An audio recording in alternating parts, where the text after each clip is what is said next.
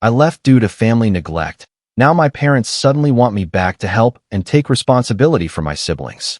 Out of the 5, I am the youngest.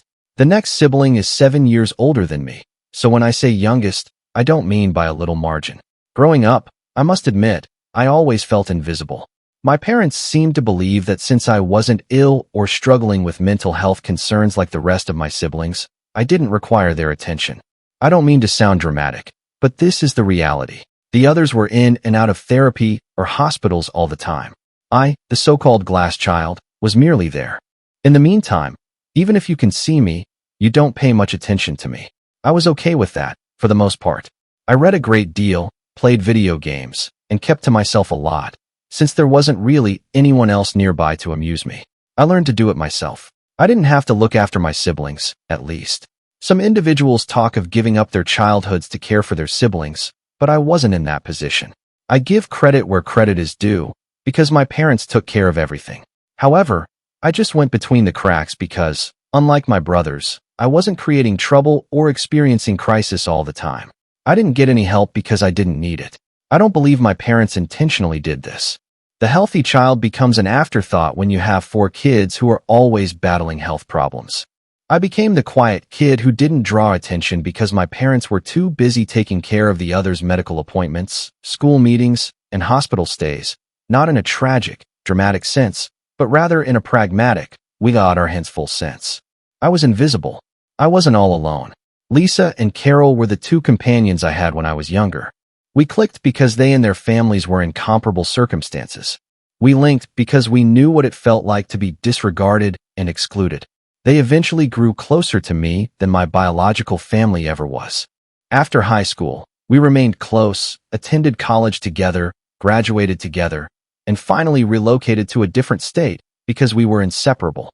Using the fragments that our real families were unable to supply, we created our own small family. After I moved out, my parents and I didn't communicate much. We didn't talk much when I was still living there, so that wasn't shocking. Occasionally, my mother would text me, primarily to inquire about my employment or how school was going. Even if our relationship was superficial, it was better than when I was a teenager and we hardly spoke. I didn't ask for much, and I didn't expect much from them either. During one of my mom's phone calls, the disconnect really got to me. Considering that we had never phoned one another, it was unexpected. I could tell right away that something was wrong. About a year had passed since our last phone conversation, when she called to let me know the time and location of one of my sister's funerals. That was the extent of our communication. She called me this time to find out my Thanksgiving arrival time. I didn't even realize they were planning anything, so I was taken aback. We didn't have any significant family customs. I think they attempted to do Thanksgiving or Christmas maybe 3 times in my entire childhood. In my family, it simply didn't exist. I informed her that I had plans beforehand. Even if I wanted to, I couldn't just drop everything and come over because I had plans to go skiing with Lisa and Carol. In addition, I would have had to purchase an airline ticket well in advance because I reside 2 states away. My mother, however, pretended that I was simply being challenging. She began guilt-tripping me by claiming that she would be by herself because my dad was traveling 2 hours to visit my brother at the facility where he is housed. I knew how she felt, but she hardly told me and thought I would just appear out of nowhere to cheer her up. She became irate and accused me of not caring about the family when I informed her I couldn't come. She hung up after I reiterated that I already had arrangements. I sat there, feeling angry and guilty after the call. Suddenly, I was the bad person for not dropping everything to travel home for Thanksgiving, even though I hadn't heard from them in a very long time. There was nothing about Thanksgiving or wanting to see me, as I went over old texts to see if I had missed anything. She expected me to cooperate, and just threw it at me at the last minute. Later that evening, I texted her to let her know that I would love to see her and Dad after the new year, but I couldn't make it because I had a ski trip scheduled for Christmas as well. I made an effort to be kind, but she didn't respond. I remained uneasy. A few days later, my mother's attempts to blame me for not returning home bothered me for some reason. She guilt-tripped me with an unexpected call, but she never told me they were having Thanksgiving. They seemed to think I could read their minds. I had already moved on and was preparing for the ski trip by that point. Carol, Lisa, and I had spent months organizing it, and we were all thrilled. We were eager to unwind because it had been a long time since we had enjoyed a real holiday. Suddenly, I received an SMS from my father. I thought that was significant because he doesn't text me very often. Rather, he threatened to stop funding my college education if I didn't return home for Christmas. Since I graduated years ago, I initially chuckled, which payments? I had to read the material again to make sure I wasn't missing anything because it was so arbitrary. I assumed he was referring to one of my siblings or was simply confused. Reminding him that I had already graduated, I texted him back. I also advised him to check his bank account because he might be duped if he believed he was still paying for my tuition. I assumed that would be the end of it, and that when he found out I was no longer enrolled in school, he would feel ashamed. However, a few hours later, he texted me again, accusing me of being ungrateful and self-centered. He blasted me for not appreciating all of the sacrifices they had made for me and my brothers. To begin with, I never made any requests of them. Second, my grandma was the one who paid for my college. Thus, I was unaware that they were obligated to do so. She handled everything herself because she had made it clear to me that she didn't want my parents interfering with my schooling. I didn't even know what my dad was discussing. By now, I was a little angry. I understand if they're under stress with my siblings, but accusing me of something they didn't even do, that's a complete different level. I'm sorry you feel that way, but Grandma paid for my college. I'm happy to catch up after the holidays, but I already have plans. I replied by text, trying to be as courteous as possible. That should have put an end to it, but it didn't. My dad went all drama mode and texted me about how I've left the family, how I'm abandoning them, and that he's done supporting me if I don't try. By now, all I could do was stare at my phone and wonder, what's going on? Abandon the family? They hardly noticed that I had been living alone for years. Now, all of a sudden, I'm the villain because I won't abandon everything and return in time for Christmas? I couldn't stop thinking about it, even though I wanted to dismiss it. My anger increased as I gave it more thought. It was somehow my duty to make things better the moment they needed something, even if they hadn't spoken to me in months and hadn't bothered to check in or ask how I was doing. I was meant to be their fallback option or something to vent. I called Carol and Lisa. It sounded like my parents were just using me as a guilt trip, and that was what they both said. Lisa claimed that rather than wanting to see me, they most likely wanted me back for Christmas so they wouldn't feel guilty about it, as usual. Carol didn't mince words and replied bluntly, "Screw them. You don't owe them anything." My phone buzzed as I was lying there, so I chose to sleep on it and wait for it to cool down before answering again. Once more, it was my father. I felt numb as I read the brief and icy email this time. "If you don't come home, don't bother coming back at all." How did we arrive here? How did we go for months of not communicating to them, essentially rejecting me because I wasn't attending Christmas? It didn't seem real at all. I spent a lot of time looking at the message. I wanted to retaliate by saying something unpleasant for all the times they disregarded me and made me feel as like I didn't even belong in that house. I wanted to confront them. Rather, I remained silent. I laid over, put my phone down, and attempted to fall asleep before the holidays. I didn't want to be drawn into a major family dispute. The accusations, guilt trips, and whatever else they were going to throw at me were things I didn't want to deal with. I simply left it. I woke up the following day to more texts, this time from my mother. She said little more than that they were disappointed in me, didn't know why I was acting so aloof, and hoped I would reconsider. I couldn't help but chuckle because distant wasn't even close to describing it. They were only now realizing that I had been aloof throughout my life. Once more, I disregarded the texts and concentrated on preparing for the ski trip. I must admit that I was as excited as Lisa and Carol were. It seemed like the ideal way to get away from all the family drama. I didn't think of my parents for the first time in a long time until we got on the road. I didn't feel depressed or guilty. I simply felt liberated. Naturally, though, peace couldn't last forever. I was about to get over it when my mother sent me another message in the middle of the journey. This time, she was not going to give up. They would have to start making decisions about the future without me, something I wouldn't enjoy, she warned, if I didn't return home soon. At that moment, it became clear there was more in store for them than Christmas. Perhaps it had to do with the house or one of my brothers. I had no idea why they were pushing so hard, but all of a sudden, it became clear they wanted me back for a more significant reason than simply having me around for the holidays. That insight was like a kick to the gut. I always assumed they were simply being needy or lonely. It was never about me, though, not at all. What they could obtain from me was the main concern. I was finished. I assumed that everything would settle down after my parents' attempt to guilt trip me. I chose to ignore their texts, go on the ski trip, and concentrate on the fact that I was an independent person with my own goals in life. I refused to be dragged back into their world of expectations and guilt. Naturally, though, it wasn't that easy. After returning home and getting used to my routine, I got a message from Mark, my older brother. Mark and I hadn't spoken for months, so maybe not longer. I always imagined that Mark could have some understanding of me as a child. I reasoned that since he wasn't as ill as my other brothers, we may have had more. However, he was constantly too preoccupied with his own affairs. In any case, I was taken aback when I saw his name appear on my phone. His message was straightforward.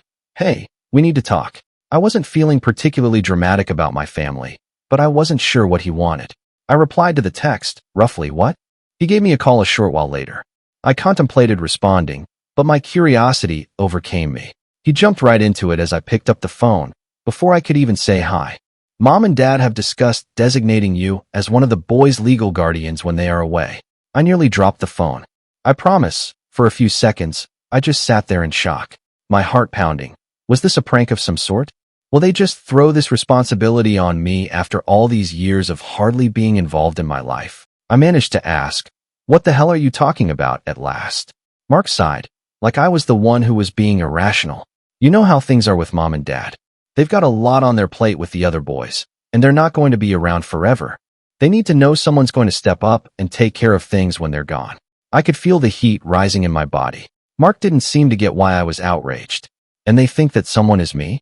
After everything, after all the ignoring and guilt tripping, they just assume I'm going to drop everything and take over their mess. Look, I know it's a lot, but you're the only one who's really stable. The rest of us, we've got our own issues. It nearly made me chuckle. Yeah, well, maybe you guys should have thought about that before now. I didn't even know this was a thing. They never told me. They were going to talk to you about it, he stated, but I figured you should know before they tried to spring it on you. I was enraged. It was no longer simply about Thanksgiving or Christmas. This was larger.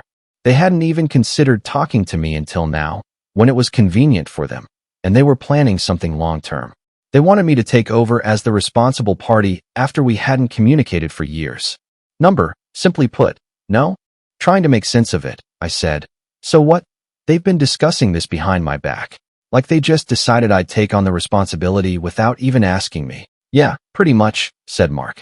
They've been planning for a while. Sitting quietly, I stared at the wall while I tried to take it all in. Although I knew it wasn't really Mark's fault, I still felt like screaming at him. He was only the messenger. However, that didn't alter the reality that my parents were going to give me the heaviest possible slap. They wanted me to spend the rest of my life cleaning up after them, not just doing them a favor. I was done being invisible, but I most definitely wasn't going to be their fallback option. At this point, more than anything else, I felt defeated and wondered, so, what am I supposed to do? Just drop my whole life and move back home? Give up everything I've worked for? Mark had no response to that. He made an effort to discuss how difficult it was for our parents to handle everything while taking care of my brothers. I didn't care, though, because I wasn't an issue. I had been ignored my entire life. Since I was the only one with my life together, they now wanted to take advantage of me. It was unfair. I interrupted him in the middle of his statement and stated, I'm not doing it. I will not serve as their fallback. They haven't cared about me for the past 25 years, and they have no right to hold me accountable for everyone now. After a moment of silence, Mark remarked, I understand, I do, but you're still a member of the family. I wanted to shout when I heard that term, family. Yes, I was a member of the family, but only when it suited them and only when they were in need. They showed no concern for my well-being or need for assistance when I was a child, but all of a sudden, they needed me because they were afraid of what lay ahead. I said, tell them I'm not interested and don't give me another call about this. Before Mark could answer, I hung up and sat there, attempting to relax while I stared at the phone. It seemed as though my entire existence had been building to this point, when I had finally had enough. Enough of being exploited after being ignored, enough of manipulative texts, enough of guilt trips. Their safety net wasn't going to be me. Mark and my dad didn't get in touch for a few days. They seemed to be waiting for me to change my mind, come to my senses, and become the excellent daughter they had suddenly determined I should be. However, I had no intention of moving. Since I was the only one left standing, I wasn't going to allow them to vent their troubles on me. A letter then arrived in the mail. My mother gave it to me as if we were living in the 1800s or something. She had sent a letter without even calling. The lengthy, meandering letter was chock full of the same guilt-tripping nonsense I had heard before. She continued by describing how difficult things were for them, how much they needed me, and how they were unsure of what they would do without my assistance. But the last part was what truly annoyed me. "Olivia, we're not asking for much," my mother wrote. "All we need to know is that someone will take care of the family while we are away." That's when I understood the true significance of this. They showed no concern for me. All that mattered to them was that their mess be cleaned up after they left. Because they loved or missed me, they didn't want me back in their life. Since I was the only one who hadn't broken, they wanted me since I was practical. I tossed the letter in the trash after crumpling it up. I was finished. First update. I believed I had reached my breaking point after receiving that letter from my mother. What more was there for them to show me that I hadn't previously seen? I had already had enough of their manipulations, guilt trips, and attempts to hold me accountable for their disaster. Naturally, though, I was mistaken. It wasn't finished, not even close. I received another call, this time from an unfamiliar number, a week or two after I threw away the letter. Something in me was intriguing, but I nearly didn't pick up, given that I had been ignoring their number. It could have been Mark once more, or one of my parents attempting a different one. In any case, I picked up, "Hi, Olivia, this is Susan. One of my sisters is Susan. We never had a close relationship. She had to deal with hospitals, therapists, and everything else on her own. Yes, I felt sorry for her as a child, but I didn't know her well. It felt unusual to hear from her now after everything, since we were essentially strangers sharing a house." I said, hey," unsure of the direction things were taking. "Look," she began, "I know that things between you and your parents have been a little difficult, but I really need you to pay attention to what I have to say." Already, I could feel my stomach dropping. I thought, more guilt, more attempts to pull me back in. Here we go. "What is it?" I tried to seem neutral as I inquired, but I was already preparing myself for whatever nonsense was about to happen. "They're not doing well," she stated, after taking a long breath. "I mean, not doing well at all. The fact that no one is stepping forward to help with the boys is making them panic. As Dad's health rapidly deteriorates, Olivia, they are afraid. They are unsure on what to do." I remained silent for a while. I did care. It wasn't that I didn't. I didn't want my parents or anyone else to suffer. However, I couldn't just go in and make things right for them after everything, after years of them not caring about me. Their band-aid was not me. With caution, I added, "I'm sorry to hear that, but I can't just drop everything. I too have a life, Susan." I could tell she was frustrated by the way she sighed. "I understand that, but the only one who can assist is you. You know what's happening with me and the others, and Mark is barely able to hold himself together. Olivia, there isn't anyone else." I retorted, feeling my rage rising once more, desperate because they ignored this for years.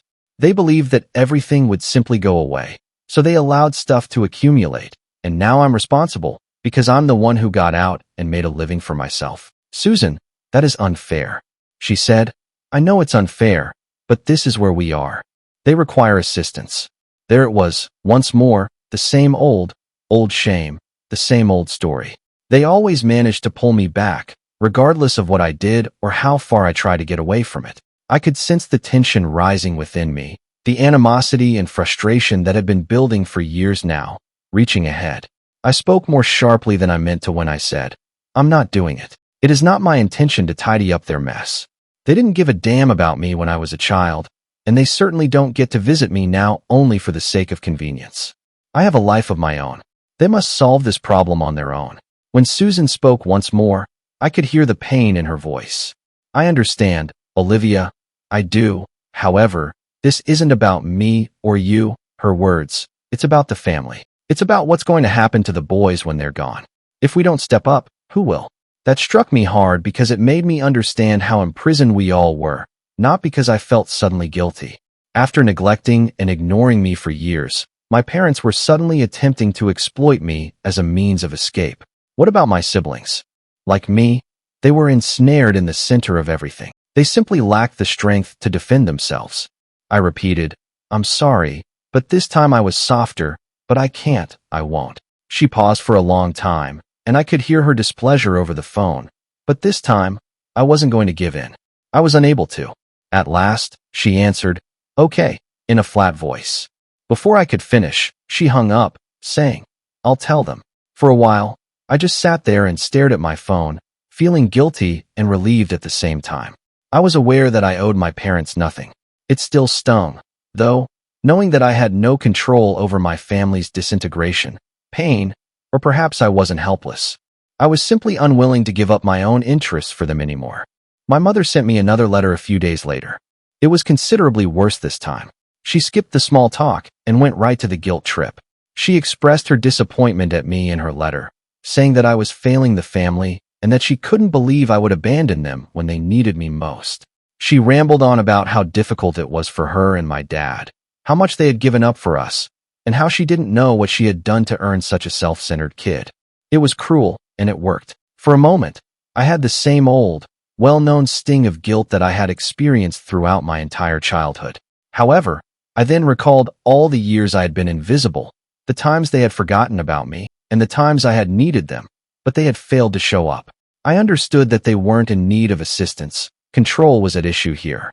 In order to make me feel as though I owed them something, they attempted to entice me back into their web. However, I no longer owed them anything. Like the last letter, I ripped it up and threw it in the garbage. I was finished. I had had enough of being their pawn. I had had enough of being manipulated by them. Now that I had my own life, I wasn't going to let them take it away. I banned their numbers the following day to be safe. I also blocked Mark. Although it wasn't a simple choice, it was the only one that seemed correct. They couldn't continue to bring me down and make me feel like I was to blame for their issues. They had to live with the decisions they had made. I felt free for the first time in a long time. Second update. It was a relief to block their numbers, as if a burdensome burden had been removed. I was in charge of the issue for the first time. I wasn't sitting there, anticipating a surprise call from Mark or another guilt-tripping message from my mom. It was calm and quiet. Naturally, though, that didn't last, as a knock on my door occurred a few weeks later.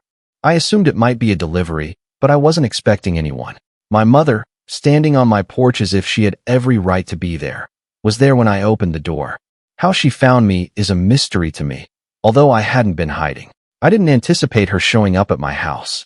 She appeared older, I suppose, or perhaps it was simply the tension. In any case, it was evident to me that she had not had an easy time. I didn't feel sorry for her, though, no more. "Why are you in this place?" I asked, trying to sound as composed as possible. She took a while to respond. She simply remained there, staring at me as though she hadn't seen me before. At last, she said something. "Olivia, we need to talk." I let out a sigh. "No, we don't at all. Everything I needed to say has been spoken.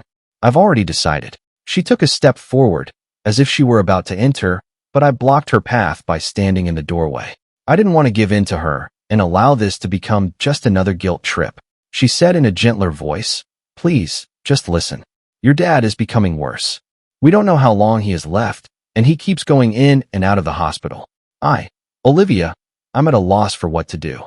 The card she had been waiting to play was finally there, the card that says your father is dying.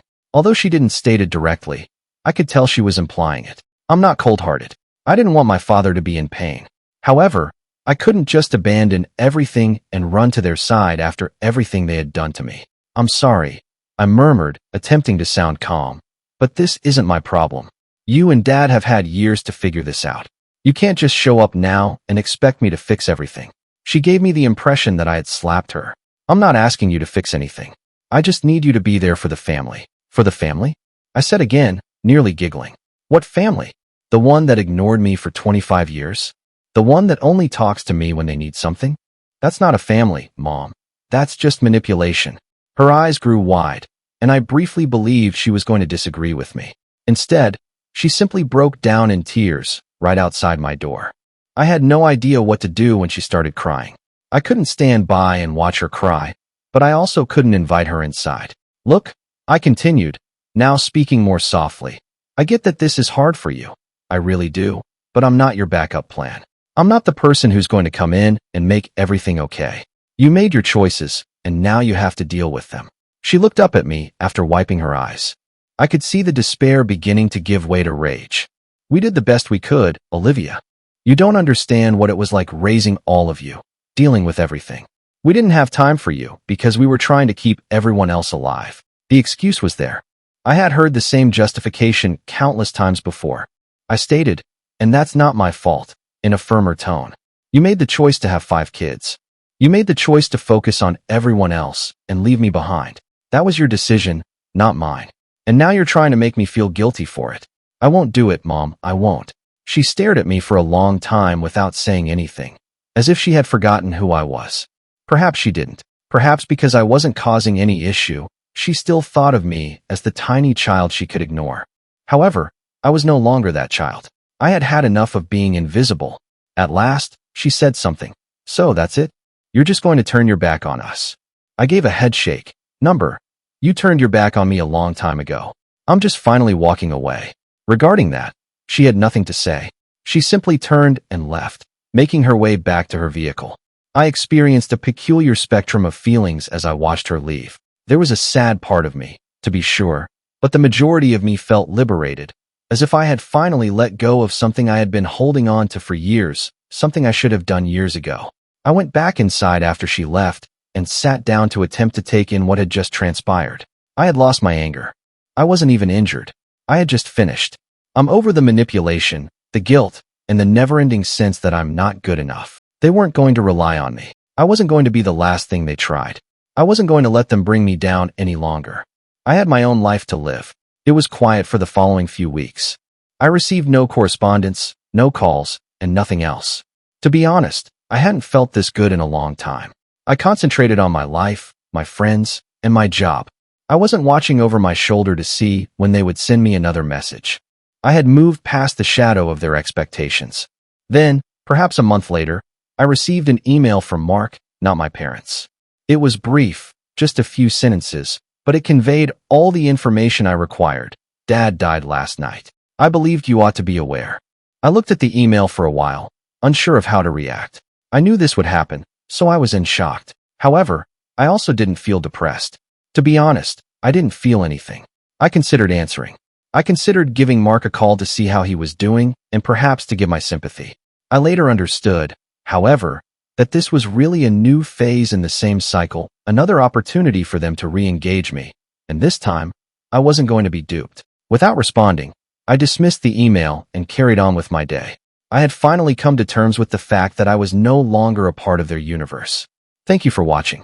If you haven't subscribed yet, please do so and hit the notification bell to stay updated with more shocking real-life stories happening around you.